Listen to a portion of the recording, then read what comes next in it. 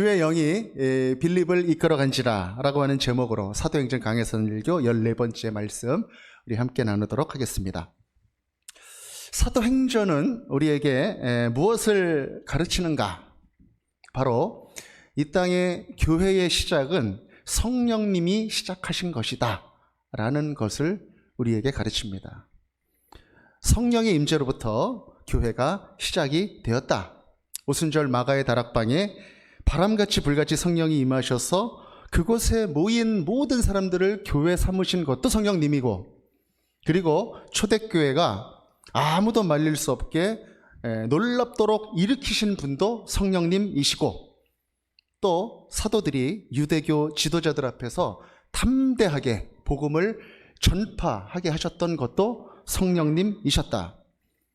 그리고 그 성령님께서는 스데반에게 목숨을 걸고 복음을 선포하게 하셨다. 그래서 그 순교를 통하여 복음이 예루살렘의 경계를 넘어가게 하셨다. 바로 그분이 성령님이시다라고 하는 것입니다. 그렇습니다, 여러분. 성령님이 교회를 세우시고 지금까지 이끌어 오셨습니다. 그래서 사도행전을 우리는 성령행전이다, 이렇게 부르는 것입니다. 성령님께서는 또 오늘 집사 빌립에게 소외된 땅 사마리아에 복음을 전하게 하신 말씀을 또 기억하게 하십니다. 우리가 지난주에 나눴던 그 말씀이죠.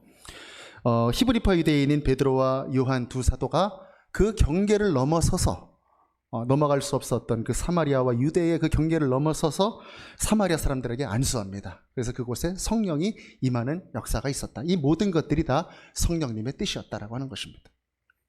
오늘 그 성령님께서는 그 발걸음을 멈추지 않으시고 이 빌립 집사를 또 다른 선교지로 인도하고 계십니다. 그 말씀이 오늘 우리가 나눈 말씀입니다. 우리 함께 사도행전 8장 26절 다시 한번 읽겠습니다. 시작.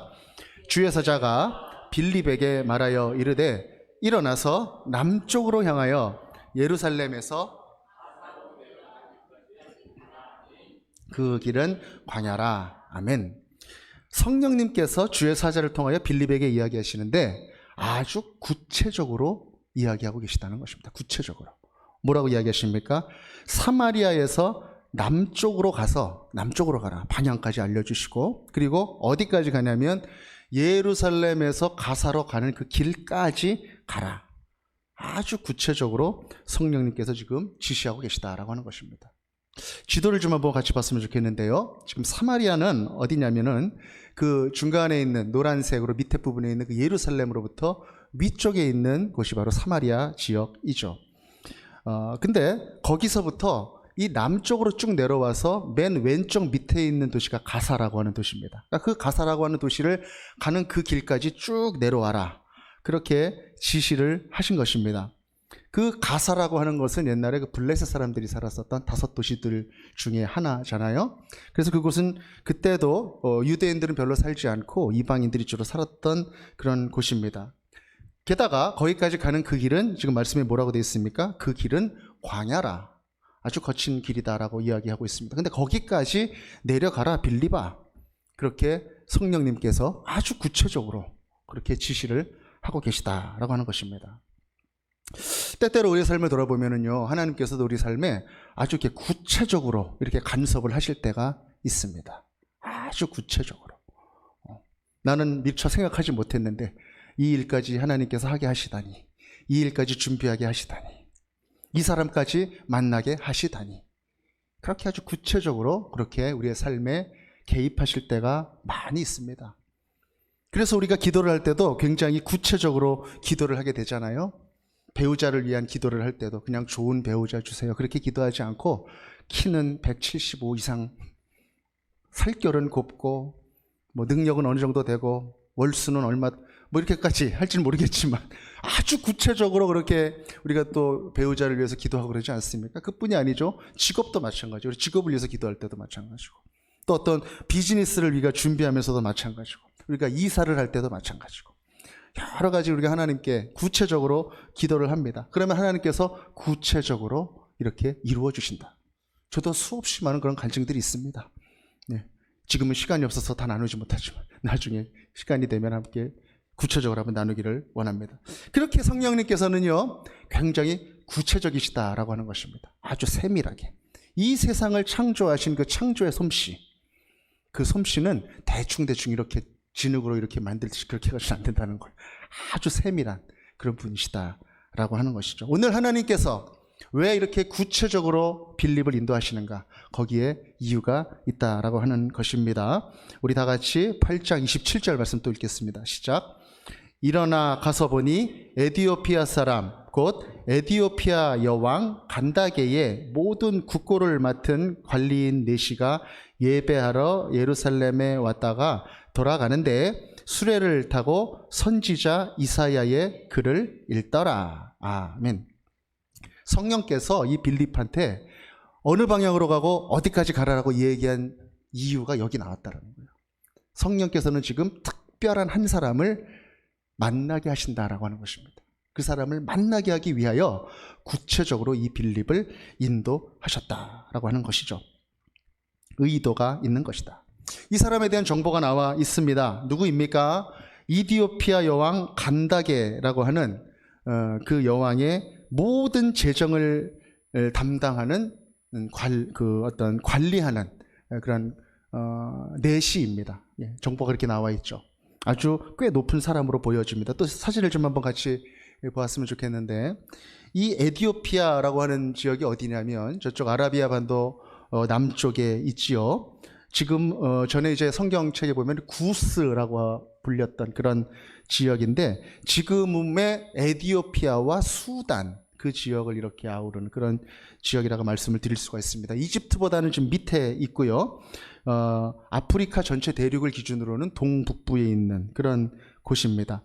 홍해를 사이에 두고 사우디아라비아와 예멘을 이렇게 맞대고 있는 그런 지역입니다.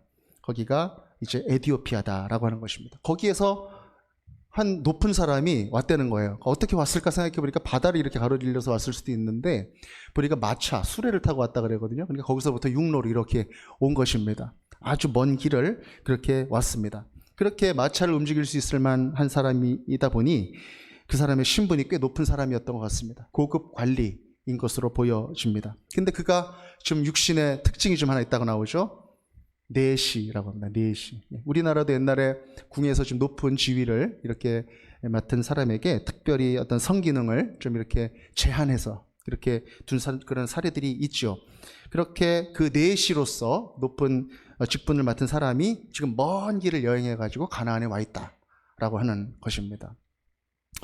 그런데 이 사람의 가나안 땅에 와 있는 이유가 좀 더 이제 자세하게 나와 있는데, 예루살렘에, 가나안 땅 중에서도 예루살렘에 왔다가 이렇게 돌아가는 그런 길이다라고 알려주고 있습니다. 근데 그 예루살렘에 온 목적은 예배하러 왔다, 이렇게 이야기합니다. 예배하러 왔다. 예배하러 왔다라고 하는 것은 무슨 뜻일까요? 하나님을 아는 사람이다라고 하는 뜻이죠. 이 사람이 분명히 이방인인데 지금 예배하러 왔다는 것은 무슨 뜻일까요? 이 사람이 이방인으로서 유대교로 개종한 사람이거나, 아니면 우리가 사도행전 공부할 때, 그리고 또 우리 사도 바울 공부할 때 회당에 있었던 사람들 중에 하나님을 경외하는 자, 영어로 God fearing people, 그런 존재들이 있었잖아요. 그런 사람들 중에 한 사람일 수 있다는 것입니다. 그런데 이제 신명기 23장에 보면 그런 말씀이 있잖아요.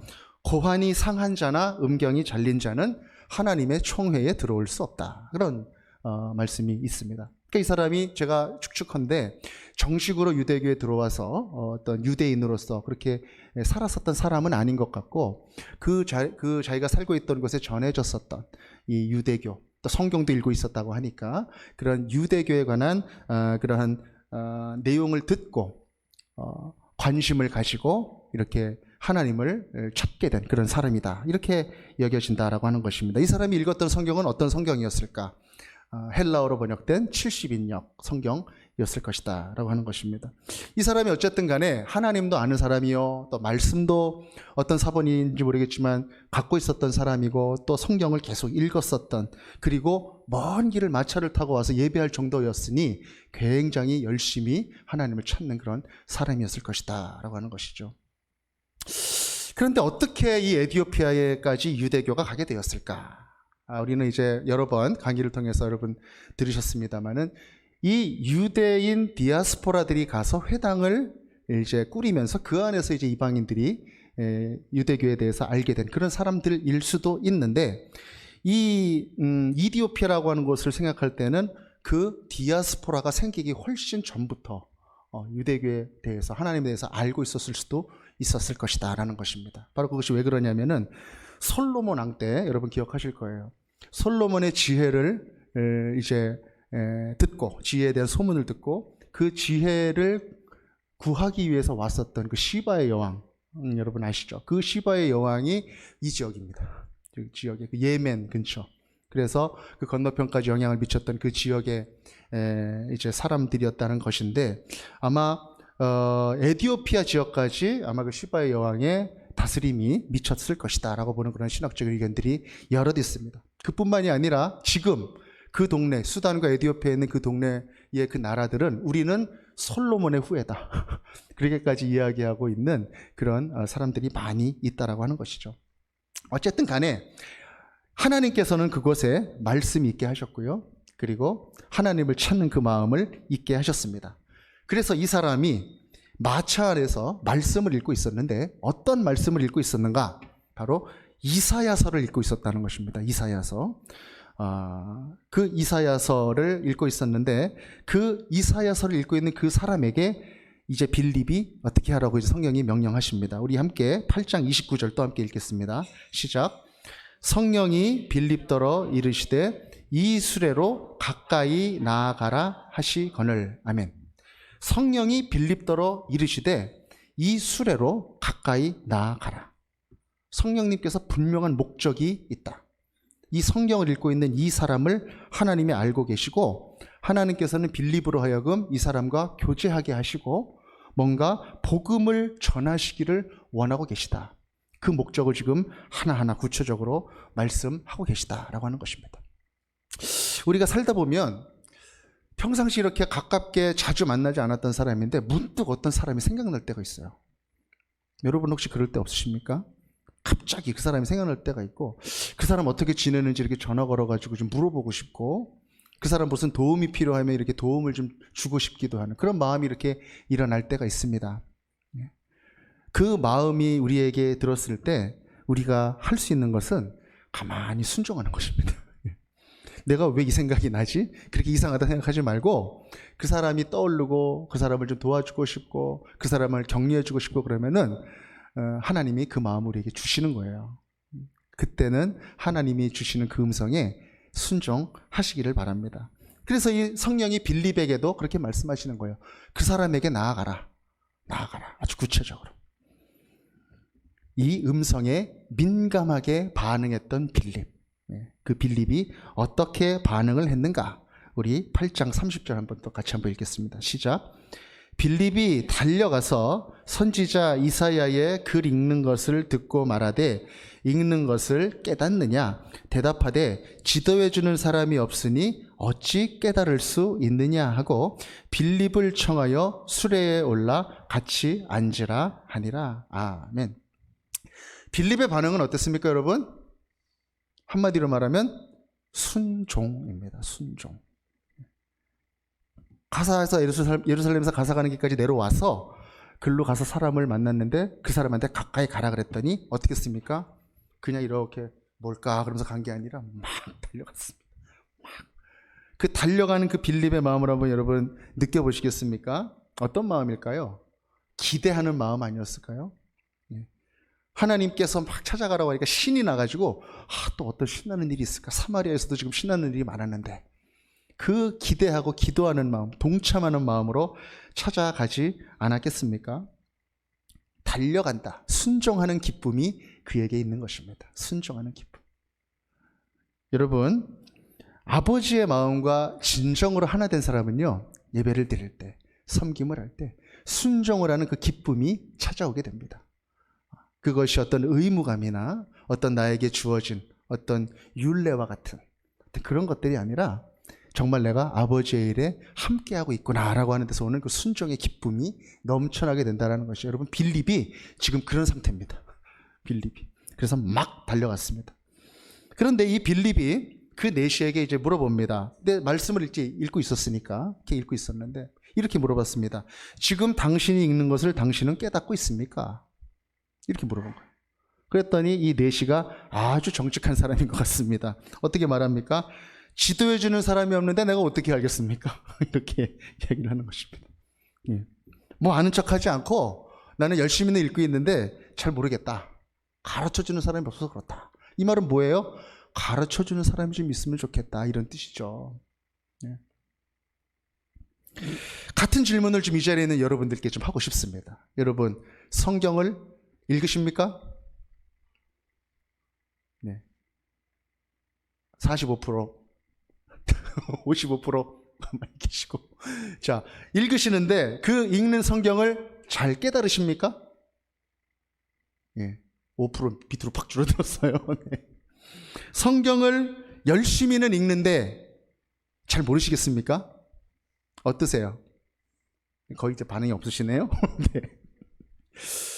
많은 분들이 제가 물어보면 그렇게 말씀하세요. 성경을 우리 교회에서도 여러분들이 성경 통독도 하시고 많이 읽으십니다. 그런데 읽으면 읽을수록 잘 모르겠다는 분들도 계시고, 또 읽기는 읽는데 참 새롭다. 네, 읽을 때마다 새롭다. 이제 그렇게 말씀하시는 분들도 있고 그렇습니다. 네. 근데 이 성경을 여러분들 열심히 읽어야 되고, 이 성경이 굉장히 얇은 책이고, 읽기 쉬운 책이긴 하지만 때로는 가르쳐주는 사람이 좀 있어야 됩니다. 맥을 좀 이렇게 뚫고 어떤 의미다라고 하는 것을 알려주는 사람이 있어야 한다라는 것이죠. 그래서 성경 말씀의 참 의미를 우리가 항상 알아가야 한다라고 하는 것입니다. 저도 20대 때, 저는 군대에 있을 때 이제 하나님께 다시 한번 뜨겁게 부름을 받고 성령 세례를 받고 다시 뜨겁게 믿게 된 그런 사람이거든요. 근데 그 이후에 저는 성경 말씀을 좀 깊이 읽고 싶다라는 열망이 생겼습니다. 좀 책 있게 읽고 싶다. 왜냐면 교회에서 이렇게 성경 공부할 때 이렇게 보고 빙고 게임 하듯이 무슨 문제 되고 그 답은 여기 있어요. 그러면서 이렇게 읽고 답 적고 뭐 이제 이런 성경 읽기를 많이 제가 기억이 나더라고요. 근데 그렇게 읽는 것보다 이 성경이라고 하는 책을 제가 깊이 좀 체계적으로 읽고 싶다라는 그 열망이 있어가지고 제가 저희 아들을 임신했었던 98년도, 1998년도부터 제가 그때 이제 다른 나라에 있었을 때인데 그때 성경을 읽으면서 제가 노트를 하면서 성경을 읽기를 시작했습니다. 그러니까 성경을 한 장 읽으면 그 한 장에 있었던 내용들을 쭉 한 반 페이지나 한 페이지 정도 걸려가지고 적는 거예요. 그래서 그렇게 읽으면서 한 장 한 장 읽고 또 적고 묵상하고 그렇게 읽었었던 시절이 있었습니다. 말씀의 은혜가 점점 풍성해지고 말씀이 점점 내 것이 되어가는 그런 느낌이 찾아왔습니다. 그러던 중에 제가 있었던 그 S국 거기에서 아주 귀한 선교사님을 만나서 이 말씀에 대한 눈이 또 한번 확 띄어지는 그러한 계기가 한번 있었습니다. 그 선교사님 부부와 만나서 저희 부부가 이제 성경 공부를 하는데 이 성경의 맥을 복음 중심으로 쫙 이렇게 잡아가는 어떤 그러한 성경 공부를 한 6개월 정도 하면서 굉장히 은혜를 많이 받았던 기억이 있습니다. 그때 이제 갈라디아서와 로마서를 공부하면서 신구약을 전부 다 읽으면서 함께 이렇게 하나님께서 이 성경을 우리에게 주신 이유에 대해서 그 복음을 중심으로 이 성경을 읽어나간 그러한 기억이 있습니다. 그때 기분은 어땠었냐면 이 구슬이 성경을 막 읽으니까 구슬이 막 생기잖아요. 성경의 구슬이 그 자루에 막 이렇게 있는데 꿰어지지가 않고 자기들끼리 막 척척척척거리면서 이렇게 돌아다니는 그런 느낌이었었어요. 그런데 이 성경 공부를 딱 마치니까 그 구슬들이 전부 다 쫙 꿰어져 가지고 하나로 쫙 들면은 그 구슬이 쫙 이렇게 하나의 큰 목걸이가 되는 듯한 그런 느낌. 아주 신이 나고 아주 말씀 읽기가 즐거워지고 아주 그런 한 단계 높은 또 성경 읽기의 상황이 있었습니다. 그 이후에 이제 제가 이제 신학을 하게 됐습니다. 그 선교사님의 권유로 제가 직장을 다니면서 또 신학을 하게 됐는데 신학을 하면서 굉장히 힘이 들었습니다. 시간적으로도 그렇고 육체적으로도 그렇고. 그런데 그때만큼 제가 열심히 공부한 적이 없고 그때만큼 제가 신앙이 더 깊어진 적이 없습니다. 신학을 하면서. 그러면서 그때 하나님께서 격려도 많이 해주시고 또 많은 삶의 열매들도 오히려 그때 가장 바쁘게 지냈었던 그때에 주셨었던 기억이 있습니다. 그리고 그 이후에 제가 이제 말씀을 전하는 자리에 서게 되고 또 이렇게 말씀에 대해서 더 깊은 은혜를 사모하면서 나아가게 됐을 때 하나님께서 또 어떤 한 계기를 통해서 이 말씀을 깊이 설교하는 강해 설교를 또 가르치시는 그런 자리로 또 저를 인도하신 적이 있습니다. 어떤 수많은 목사님들의 설교가 어떤 분들은 예화 중심의 설교이고 또 어떤 분들은 또 어떤 주장과 이념과 어떤 이런 것들의 중심의 설교들이 많이 있는데 정말 말씀을 떠나지 않는 복음을 떠나지 않는 그런 어떤 강해 설교의 깊은 경지를 가르쳐 주시는 그런 목사님과 함께 또 시간을 보냈던 그런 적이 있습니다. 이렇게 조금씩 하나님께서는 말씀을 읽고 말씀에 열정을 가지고 나아가는 사람들을 한 분 한 분 다 가르치시고 인도해 주시는 그런 계기들을 만들어 주셨다고 저는 굳게 믿습니다. 오늘 이 자리에 나와 계신 분들도 말씀을 계속 읽으시는 중에 더 깊이 말씀을 깨닫게 되고 또 말씀을 나누는 중에 더 깊은 생명의 진리를 알게 되는 그런 과정들을 겪어서 이 자리에 와 계시다 생각합니다. 지금 그 4시가 그런 과정 가운데 있다라고 하는 것이죠. 이 4시가 아마 그렇게 말씀에 대한 열정이 있었던 사람인 것 같습니다. 그래서 그가 이 빌립에게 가르쳐주는 사람이 없어서 난 몰랐는데 내가 궁금한 게 있어요. 그러면서 질문을 합니다. 어떤 질문을 하느냐? 8장 32절 제가 읽겠습니다. 읽는 성경 구절은 이것이니 일러스되 그가 도살자에게로 가는 양과 같이 끌려갔고 털 깎는 자 앞에 있는 어린 양이 조용함과 같이 그의 입을 열지 아니하였도다.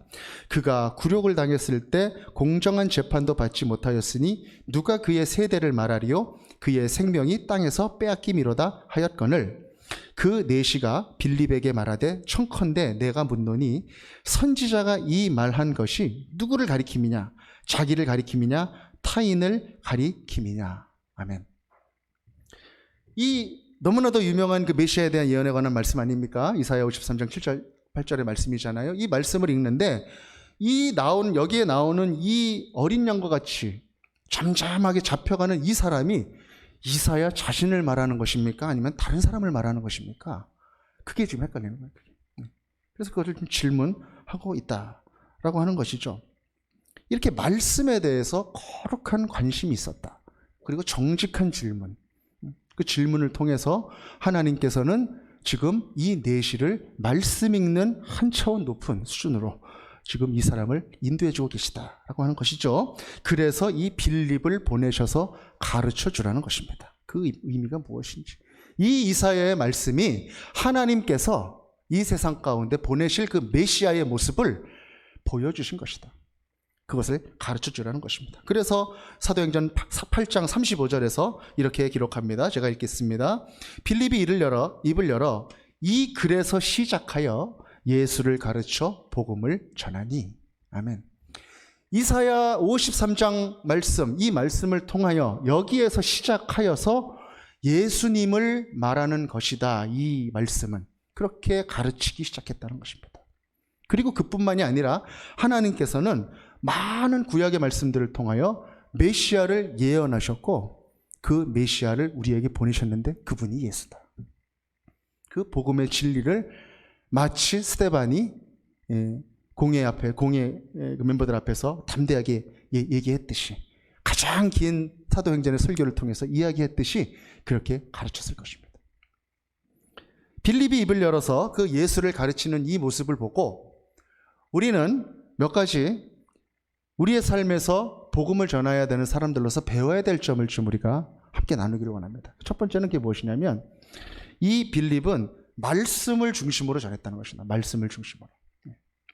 자기의 어떤 잘 세팅된 어떤 그 이야기 구조나 이런 걸로 전한 것이 아니라 말씀으로 그렇게 전했다라고 하는 것이죠. 어떤 예화나 어떤 고상한 어떤 지식이나 이런 것이 아니라 말씀을 중심으로 전했다라고 하는 것입니다. 그리고 두 번째, 그는 이 말씀에 예언된 예수 그리스도를 전했다. 말씀에 기록된 예수 그리스도를 전했다. 우리는요, 말씀을 열심히 공부하고 읽다 보면은 말씀의 그 지식 안에 쭉 파묻혀가지고 이 말씀이 예수 그리스도를 향하고 있다는 걸 놓칠 때가 있어요. 근데 열심히 알다 보니까 내가 머리가 이만해져가지고 내가 그걸로 만족하고 마는 그런 경우들도 있습니다. 그러나 이 말씀이 바로 예수 그리스도를 향하고 있다라고 하는 것을 우리는 놓쳐서는 안 된다는 것이죠. 그리고 세 번째는 우리가 이 짧은 말씀을 통하여 알 수 있는 것은 뭐냐면 이 빌립은 말씀을 듣는 그 사람의 상황으로부터 접점을 찾았다는 것입니다. 그 사람이 지금 겪고 있는 그 상황으로부터 접점을 찾았다. 무슨 얘기입니까? 그 사람이 마차를 타고 성경을 읽고 있었던 그 자리, 그 자리에서 이 사람이 지금 어떤 상황인가 질문을 했잖아요. 이해하는가? 이렇게 물어보면서 이 사람이 어떤 상황인지를 알고 그 사람의 궁금점에 대해서 대답을 해주면서 그렇게 복음을 전했다라고 하는 것입니다. 그리고 그 사람에게 일방적으로 막 그렇게 알려주고 그랬다라기보다는 이 사람의 질문을 받고, 그렇죠? 이사야에 나오는 말이 누구를 가리킴이냐? 이 질문을 듣고 그 사람은 누구를 가리키는 사람입니다. 그러면서 대답을 하면서 그렇게 복음을 전해주었다라고 하는 것입니다. 짧은 그런 것이지만 성령께서 이 빌립에게 주신 지혜와 통찰력을 우리는 볼 수 있는 것이죠. 우리가 어떠한 상황으로부터 접점을 찾고 그 사람과 질문과 대답을 통해서 복음을 전하려면 우리는 말씀도 잘 알아야 됩니다. 말씀도 잘 알아야 되고 깊이 알아야 되고 말씀의 진리에 떠나가지 않는 그 중심을 가지고 말씀을 잘 알아야 됩니다. 그리고 그뿐만이 아니라 또 한 가지를 알아야 되는데 사람에 대해서도 잘 알아야 됩니다. 사람에 대해서도. 이 사람은 지금 어떠한 지금 상황에 있는 사람이구나. 어떠한 고난에 있는 사람이구나. 어떠한 마음의 성향이 있는 사람이로구나. 사람이 다 다르잖아요. 그 사람에 대해서도 알 수 있는 그러한 마음도 있어야 한다라고 하는 것이죠. 이 이사야서는 메시아에 대해서 기록하는 많은 메시아 예언의 말씀들 중에서도 마치 이렇게 그림을 그려가지고 이렇게 딱 보여주듯이 아주 구체적으로 그런 이미지를 제공하고 있는 그러한 말씀입니다. 빌립은 이 말씀을 그에게 하나하나 풀어주면서 이 사람이 바로 그리스도다. 그리고 우리 죄를 담당하기 위해서 죽으신 분이다. 그렇게 가르쳐 주었을 것이다 라는 것이죠. 그 말을 이렇게 재미있게 흥미있게 감동적으로 듣고 있었을 그 내시의 모습을 한번 여러분 생각해 보시겠습니까? 그 내시가 그 말씀을 다 아멘 아멘 하고 다 받았을 것 같지 않으세요? 이 말씀 앞에 있는 이 내시의 모습을 가만히 보면서 예수님의 그 농부가 씨 뿌리는 그 비유에 대해서 또 생각을 해보게 되었습니다. 이 내시의 마음이 어떤 마음이었을까? 그 말씀이 다가왔을 때 정말 얼른 잘 받아서 아멘으로 받아서 정말 그 말씀이 깊이 뿌리 내려서 50배, 30배, 60배, 100배 열매를 맺는 그러한 사람이 바로 이 내시의 모습이 아니었을까 생각을 해보는 것이죠. 그런데 바로 직전에 사마리아에 갔을 때는 누구를 만났었습니까? 시몬이라고 하는 마술사를 만났었잖아요. 이 시몬은 어땠습니까? 복음을 전하니까 믿었어요. 믿고 세례도 받았는데 그 다음에 어떻게 됐습니까? 사도들이 와가지고 막 안수하니까 성령이 능력이 임하니까 나 돈을 주고 그걸 살라고 그렇게 하는 행동이 벌어지지 않았습니까? 그 밭의 비유 중에서 어떤 것을 상징하는 것일까요? 어떤 것과 비슷할까요? 말씀이 가시밭, 가시나무가 같이 자라는 그 나무, 그 밭에 말씀이 떨어져서 숨겨졌지만 가시나무, 물력과 재리와 여러 가지 그 삶을 뒤덮고 있는 어려움에 눌려서 말씀으로 나아가지 못하는 그 사람이 바로 시몬이었다라고 하는 것이죠. 그러나 오늘 이 내시는 좋은 밭처럼 준비된 영혼으로 하나님의 말씀을 지금 빌립을 통해서 받고 있다라고 하는 것입니다. 사랑하는 여러분, 말씀으로 복음을 전하시기 바랍니다. 말씀으로 복음을 전하시기 바랍니다. 우리 지난 수요일날 사랑방 기도에서도 그런 우리 최명일 형제님이 그런 말씀하셨잖아요. 내가 술도 먹고 담배도 피고 막 그러다가 요한복음 3장 16절 말씀 듣고 내가 믿게 됐다고 그러잖아요. 하나님이 세상을 이처럼 사랑하사 그러면서 막 그 말씀 얘기하면서 그 말씀의 능력이 있다라고 하는 것입니다. 준비된 영혼은 그 말씀으로 찾아가게 된다. 성령께서 찾아가신다는 것이죠. 그렇게 복음의 말씀이 들어간 이후에 어떤 일이 일어나게 되었습니까? 8장 36절 제가 읽겠습니다. 길 가다가 물이 있는 곳에 이르러 그 내시가 말하되 보라 물이 있으니 내가 세례를 받으면 무슨 거리낌이 있느냐. 37절은 없고요. 38절 이에 명하여 수레를 멈추고 빌립과 내시가 둘 다 물에 내려가 빌립이 세례를 베풀고. 아멘. 그래서 이 에디오피아 내시가 그 자리에서 세례를 받게 되는 것입니다. 세례를 받고 첫 번째, 사도행전이 기록하는 첫 번째 이방인 크리스찬이 되는 것입니다. 첫 번째 이방인 크리스찬. 우리는 보통 첫 번째로 회심한 이방인이 누구냐 이렇게 얘기하면 10장에 나오는 고넬료를 들잖아요. 고넬료. 그런데 고넬료 이전에 지금 8장에 이 이디오피아 내시가 먼저 예수 그리스도를 믿는 그런 일이 일어나고 있다라고 하는 것입니다. 오늘 본문의 마지막 말씀을 읽겠습니다. 사도행전 8장 39절에서 40절인데요. 같이 한번 읽을까요? 시작. 둘이 물에서 올라올새 주의 영이 빌립을 이끌어 간지라. 내시는 기쁘게 길을 가므로 그를 다시 보지 못하니라. 빌립은 아소도에 나타나 여러 성을 지나다니며 복음을 전하고 가이사랴에 이르니라. 아멘. 아주 은혜가 되는 말씀들이 39절, 40절에 다 나옵니다. 여러분, 둘이 물에서 이제 세례를 받고 세례를 주고 올라왔잖아요. 그랬는데 그때 주의 영이 빌립을 이끌어 간지라. 오늘 설교의 제목이에요. 주의 영이 빌립을 이끌어 간지라. 빌립이 열심히 전해서 세례를 주고 빌립이 데리고 나왔더라가 아니라 주의 영이 그 자리에서 빌립도 인도하고 또 세례 받는 사람들도 인도하고, 그래서 그 자리에 주의 영이 주관하고 계셨다라고 하는 것을 지금 이야기하고 있다는 것입니다. 그 다음 말씀이 저는 또 너무나 감동이 돼요. 그게 뭐냐면 내시가 어떻게 했다고 나옵니까? 기쁘게 길을 갔다. 빌립이 막 달려왔던 그 모습처럼 이 내시도 기쁘게 길을 갔다. 이 복음을 만났으니까 얼마나 기뻤겠습니까? 그리고 세례를 받아서 새 사람이 되었는데, 생명을 누리게 되었는데 얼마나 기뻤겠습니까? 그 복음의 사람이 되어서 이제 자신이 가야 되는 그 길로 가게 되었다라고 하는 것입니다. 그런데 이 성경은 이렇게 기록합니다. 이 둘은 다시 만나지 못한 것 같습니다.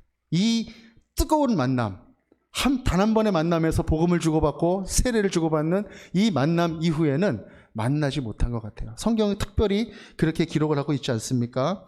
내시가 기쁘게 길을 가므로 그를 다시는 보지 못하니라. 그렇게 기록을 하고 있다는 것입니다. 사도행전에서도 이 에디오피아 내시의 내용을 더 이상 기록하지 않습니다. 근데 기쁘게 막 갔다, 거기까지만 기록을 합니다. 그런데 우리는요, 성령이 주시는 마음으로 어렵지 않게 예상할 수 있어요. 이 사람이 기쁘게 마차 타고 자기 동네 가가지고 열심히 전했을 것입니다. 가만히 있지 않았을 것입니다. 복음을 열심히 전했을 것이다 라고 하는 것이죠. 사도행전에는 많은 사람들이 나옵니다. 사도들도 나오고 또 집사들도 나오고 또 안디옥 교회에 파송받았던 선교사님들도 나오고 또 이방인 크리스찬들, 동역자들도 많이 나오죠. 그런데 그 사람들의 주요 무대는 어디냐면 사도행전 1장 8절에 나오는 예루살렘과 온 유대와 사마리아와 땅끝, 거기가 주요 무대입니다. 그런데 지금 우리는 8장 오늘 나눈 이 말씀을 통해서 예루살렘 교회를 뛰쳐나온 그 복음이 사마리아 땅을 전하고 이방 땅으로 가기 전에, 아직 사도 바울이 부르심을 받기 전이잖아요. 그 전에 지금 이 넷이라고 하는, 에디오피아 넷이라고 하는 이 이방인을 통하여 지금 아프리카 땅으로 복음이 전해지고 있는 것을 우리는 목격하고 있는 것입니다. 이 말씀 말고는요, 사도행전에 또는 다른 신약의 말씀에 아프리카 대륙으로 복음이 전해졌다는 말씀은 제가 못 본 것 같아요. 혹시 여러분들 보셨으면 저에게 알려주시기를 바랍니다. 특별히 사도행전 1장에 디아스포라 유대인들이 이 요순절날 성령받은 그런 것들을 바라보는 그 사람들의 리스트가 나와 있을 때 보면 거기 아프리카 사람들이 몇 명이 나오긴 나와요. 근데 다 북아프리카 사람들이에요. 예. 이집트 사람들하고 그 다음에 어디입니까? 리비아 사람들, 거기 그 지역에 북아프리카에 있는 그 지역, 디아스포라가 흩어져 살았었던 그 지역에 있는 사람들이 이야기되고 있지, 그 밑으로 가는 이야기들은 나와 있지 않습니다. 그런데 성령께서 지금 빌립을 통하여 이렇게 복음이 이제 예루살렘 밖으로 퍼져나가는 첫 번째 자리에 아프리카로 복음이 전해지는 이야기를 기록하시고 우리에게 주시고 있다는 것이죠. 그래서 제가 말씀을 준비하면서 궁금했어요. 아프리카는 예수 믿는 사람들이 얼마나 될까? 그래서 찾아봤더니 참 놀랍게도 이 사람이 이제 왔었던 그 수단하고 이디오피아 지역, 그 지역은요, 놀랍게도 기독교를 믿는 인구가 60%가 더 넘더라고요. 반 이상이 돼서 더 높더라고요. 다른 지역들은 막 무슬림이 더 다 많은 지역들도 있고 다 그렇습니다. 그런데 또 더 놀라운 사실은 아프리카 전체 대륙의 인구를 종교별로 이렇게 나눠보니까 무슬림이 많았겠습니까? 기독교가 많았겠습니까? 기독교가 많더라고요. 기독교가 한 6억 정도 되고 무슬림이 한 5억 7천 정도 되는 아주 근소한 차지만 기독교가 많이 그래도 아프리카에, 저는 이제 중동에 이제 살다 왔으니까 알잖아요. 중동에는 정말 씨가 말랐거든요. 교회 다니는 사람들, 예수 그리스도를 정말 하나님의 아들로 믿는 사람들은 참 찾기 어렵습니다. 그런데 아프리카 땅에는 그렇게 많은 사람들이 믿고 있었다라고 하는 것이죠. 사도행전에는 사도들이 거기 갔다는 이야기도 없고 집사들이 갔다는 얘기도 없고 단지 이디오피아 내시 이야기만 하나 있는데 그 사람을 통해서 성령께서 일하셨다라는 것입니다. 우리가 보지 못하는 그곳에서. 전에 이란에서 사역을 하시던 선교사님의 이야기를 들은 적이 있어요. 이란은요, 아주 완고한, 사우디만큼이나 완고한 무슬림 국가라 교회가 세워지기 참 어렵습니다. 그런데 그 선교사님이 가서 사역하다가 시골에 이렇게 막 가서 볼 때 아주 놀라운 일들을 발견했다는 거예요. 그게 뭐냐면 시골에, 그러니까 이란 정부, 중앙정부의 어떤 이런 것들이 다다르지 않는 그런 시골에 가보면 교회가 있다는 거예요. 교회가. 할렐루야. 여러분 놀랍지 않으십니까? 교회가 있다는 거예요. 그 교회가 자기 나름대로의 어떤 형식을 가지고 이렇게 예배를 드리고 있다는 거예요. 그래서 어떻게 된 거냐 가면 생각해 보니까 초대교회 때 이제 엘람에서 또 그 다음에 바데에서 그렇게 살아서 와가지고 예루살렘에 와가지고 복음을 듣고 간 사람들이 자기가 살고 있던 그곳에서 교회를, 예수 그리스도를 믿는 믿음을 가지고 교회를 시작해서 그것이 계속 이어졌다는 거예요. 그러면서 선교사님이 아주 깊이 회개하면서 깨달았다는 거예요. 선교사가 간다고 복음이 전해지고 교회가 세워지는 것이 아니라 이 선교의 사명은 성령께서 하시는 사명이구나. 성령께서 전하시는 것이로구나. 성령께서 세우시는 것이로구나. 성령보다 내가 앞서가서는 안 되겠구나. 그리고 성령께서 이미 하시는 그런 일들을 내가 못 쫓아가서도 안 되겠구나. 그러면서 그렇게 이야기를 하시는 것을 제가 기억하고 있습니다. 영혼을 구원하는 일은 하나님의 일이다. 성령이 원하시는 일이다 라고 하는 것을 여러분들 기억하시기를 바랍니다. 그렇게 영혼을 구원하기 위해서 애쓰시는 그분이 바로 성령님이시다 라고 하는 것이죠. 성령님이시다. 그 마음을 우리는 깊이 깨닫고 동참하여야 한다라고 하는 것입니다. 그리고 40절에 보니까 오늘 설교의 제목이지만 주의 영이 빌립을 이끌어 간지라. 그래서 어디로 이끌어 갔습니까? 여러분, 내시를 빠이빠이에서 보낸 다음에 어디로 이끌어 갔습니까? 아소도라고 하는 곳으로 이끌어 갔잖아요. 아소도는 어디입니까? 블레셋 5도시 중에 또 하나죠. 옛날에 아스돗이라고 불렸던 그런 곳이 아닙니까? 이것도 이방인 지역이에요. 하나님께서는 이 빌립을 특별하게 사용하시는 것입니다. 이방인들이 많은 그 지역에 복음을 들고 가게 하셔서 답이 나오는 거죠. 이제 왜 글로 갔을까? 성령님이 쓰시겠다고 하니까. 성령님이 보내시니까 그곳에 가게 된 것입니다. 그리고 나서 또 말씀은 또 기록합니다. 열심히 복음을 전하고 빌립은 40절 하반절에 어디로 갑니까? 가이샤라라고 하는 곳으로 갑니다. 가이샤라. 여러분, 가이샤라는 그 당시 기준으로 한 5, 60년 전에 이제 헤롯이 헤롯성을 만드는 즈음에 같이 만든 아주 인공적인 도시입니다. 인공도시. 그 도시에 역시 이방인들이 많았어요. 로마 총독이 거기 머물러 있었고. 근데 거기에 지금 이 빌립을 성령께서 보내시는 것입니다. 그래서 이쪽 홍해를 끼고 있는 이 해변을 아마 왔다 갔다 하면서 그 지역을 선교하라고 하는 특별한 사명을 이 빌립이 담당하고 있는 것이죠. 그래서 그곳에 오래 머물면서 열심히 선교를 했던 것 같습니다.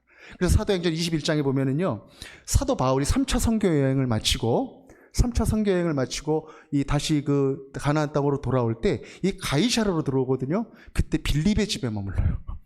그때 빌립이라고 하는 그 사람 집에 머무르는 그 말씀이 사도행전 21장 8절에 기록이 되어 있습니다. 그때까지 빌립은 가만히 있었을까요? 열심히 복음을 전했을 것입니다. 성령께서 함께 하시면서 사도행전에는 기록에는 없지만 그때 내시는 가만히 있었을까요? 열심히 복음을 전했을 것입니다. 그렇게 성령께서 믿음의 사람을 통하여 이끌어 가신 그 이야기가 바로 사도행전의 이야기다라고 하는 것이죠. 사랑하는 여러분, 지금 복음이 우리 앞까지 지금 와 있습니다. 성령께서는 그렇게 하나님의 사람들을 통하여 복음을 열심히 실어 나르셨습니다. 그리고 우리 가슴에 감동을 주셔서 우리까지 지금 이 자리까지 복음을 전해 주셨습니다. 사랑하는 여러분, 그렇다면 이 복음은 이제 어디로 가야 되겠습니까? 정답은 누가 할까요? 성령님이 알고 계십니다. 여러분들 한번 성령님께 물어보십시오.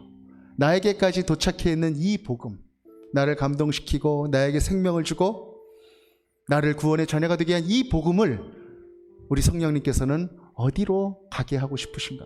그것을 여러분들 질문하시기 바랍니다. 그리고 빌립이 주의 향에 이끌려서 사마리아도 갔다가 가사에서 가는 길로 갔다가 아소도도 갔다가 가이사랴로 갔다가 그렇게 열심히 성령님의 이끌림을 받아 열심히 복음을 전하며 살았던 것처럼 여러분들도 그렇게 복음을 전하며 사십시오. 하나님의 숨결을 느끼며 그렇게 살아가십시오. 성령님께서 생각이 있으십니다. 성령님께서 계획이 있으십니다. 성령님께서 그 생각과 계획이 있으시기 때문에 우리는 쫓아가기만 하면 되니까 편합니다. 성령님께 물어보고 성령님의 인도하심을 따라가는 그 자리, 그 등에 엎여서가 그 성령님의 등에 엎여가는 그 사람이 가장 바른 길을 걷는 사람이요, 가장 안전한 길을 걷는 사람이요, 가장 편안한 길을 걷는 그런 사람인 것입니다. 그 사람은 고난이 있더라도 어려움이 있더라도 가장 행복한 길을 걸어가는 사람이 될 것입니다. 사랑하는 제기동 서울중앙교회 성도님들, 빌립같이 성령님과 동행하면서 흩어져 있어도 복음 전하고 같이 있어도 복음 전하며 그렇게 복음과 더불어 우리의 삶을 기쁘게 행복하게 살아가는 모든 제기동 서울중앙교회 한 사람 한 사람 되시기를 예수 그리스도 이름으로 간절히 축복합니다. 아멘. 할렐루야.